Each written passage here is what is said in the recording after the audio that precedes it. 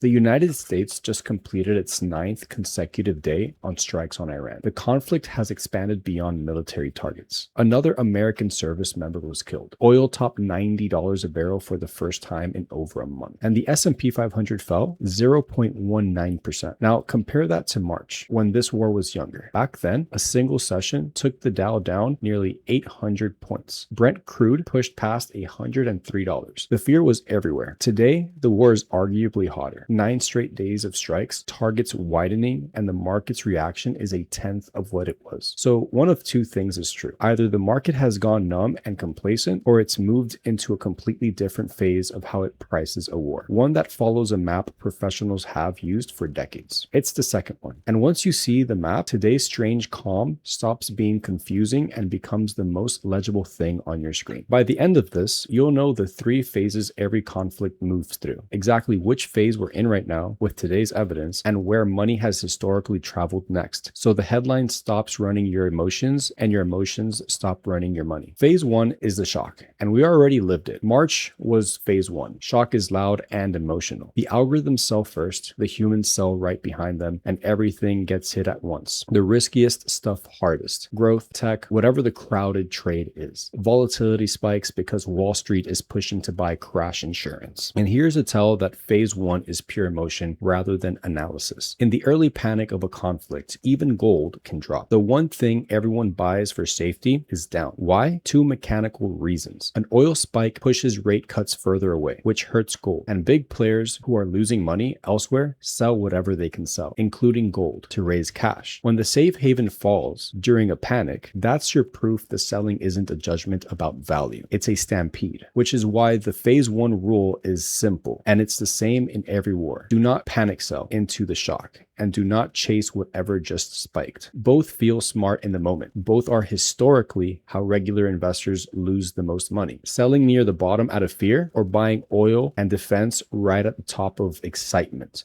The shock phase is designed almost perfectly to punish your instincts. Phase 2 is the repricing. The panic fades, and the market stops asking, how scary is this? And starts asking a much colder question. How much does this actually change? Does it change earnings? Does it change inflation? Does it change what the central bank does? Is a supply line broken for years or for days? And here's why I can tell you we're in phase 2 right now. The evidence is all over today's tape. First, bonds fell today on inflation concerns tied to oil. That's not fear. That's arithmetic. The market is calculating what $90 crude does to prices and to interest rates. How much, not how scary. Second, when an Iranian foreign ministry spokesman signaled this morning that negotiations could still be pursued, sentiment improved within hours. A market in shock ignores diplomacy. A market in repricing trades every diplomatic syllable because it's constantly rerunning the math. And third, and this is the deepest one, oil at $91 after 9 days of strikes and the threatened Strait of Hormuz is below where it peaked in March. Why? Because the shock absorbers are working, and they were built in advance. The Strategic Petroleum Reserve was filled beforehand. Alternative supply from Venezuela was licensed in the weeks before this conflict began. I wrote about that sequencing back in March,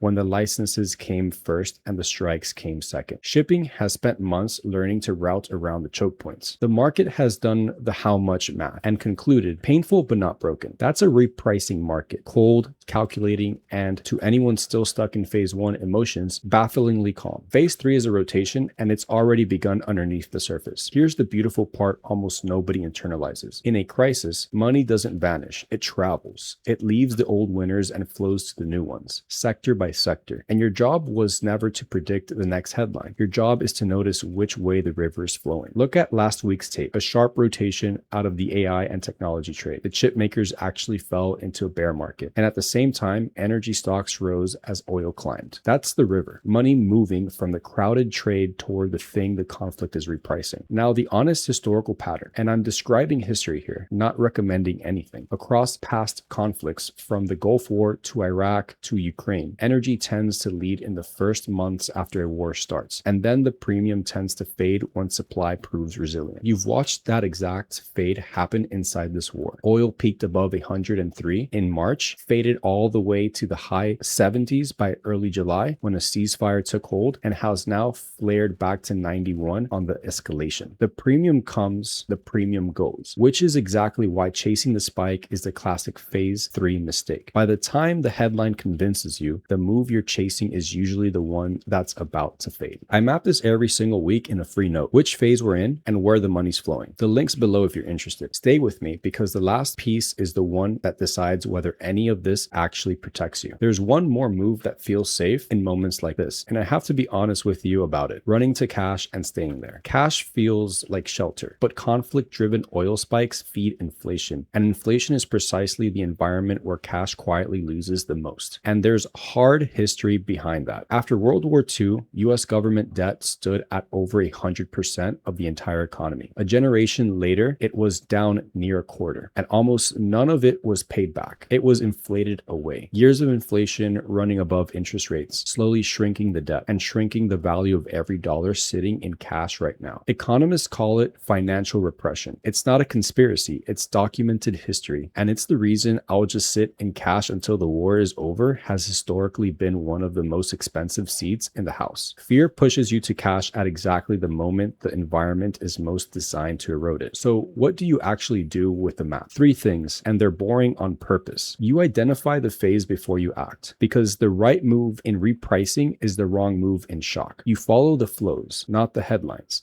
The river of money tells you more than any breaking news banner. And above everything, you size every position so that no single outcome, no strike, no ceasefire, no headline can ever wreck you. You know your exit before you enter. That's not the exciting part. It's the entire part. Frameworks over forecasts. You don't need to predict this war. You need to know which phase you're standing in and refuse to let phase 1 emotions make phase 2 decisions. And let me be straight about what I don't know. This could escalate to the point where the absorbers genuinely break. A fully closed Hormuz for months is a different world, and oil pushing back toward its March peak would be the gauge that stress is winning. Or the diplomatic signals could turn real, and the entire oil premium could unwind in days, just like it did in June. Both are live. Nobody selling you certainty on either side deserves your trust, but you don't need the prediction. Watch oil against that March high. That's your stress meter. Watch whether diplomacy headlines keep getting bought. That's the market telling you which resolution it believes. And watch the rotation. The river doesn't lie. You'll know which phase you're in before the headlines catch up. If you want this map applied live every week, which phase, where the money's moving in plain language, the free weekly newsletter is where it happens, linked below. And if you want to build the full framework into how you make decisions under pressure, the deeper material is there too. Free newsletter first, always. Send this to someone who's been glued to the war coverage with their stomach in a knot. The headlines are running their money right now. This is how that stops. I'll see you in the next one.